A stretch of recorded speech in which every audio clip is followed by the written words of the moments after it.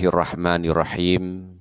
Besar sekali dan banyak sekali pahala yang disediakan oleh Allah Subhanahu wa taala untuk siapa saja yang bersolawat kepada Nabi Muhammad sallallahu alaihi wasallam walau hanya satu kali saja.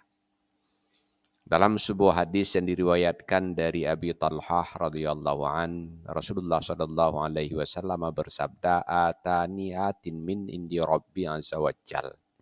Seorang utusan dari sisi Tuhanku datang kepadaku. Faqala, maka utusan itu berkata, "Man shalla 'alaika min ummatika sholatan." Siapa saja di kalangan umatmu yang bersolawat untukmu satu kali solawat saja. Kataballahu lahu biha asyra hasanat wa maha anhu asyra sayyiat wa rafa'a lahu asyra darajat. Maka Allah akan memberikan bonus kepadanya. Pertama, kataballahu lahu biha asyra hasanat. Allah menambah 10 kebaikannya.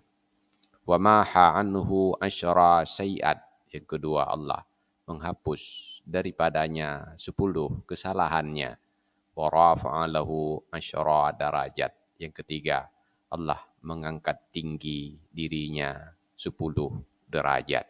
Radda alaihi mislaha, dan Allah juga memberikan kepadanya seumpama sholawat tersebut.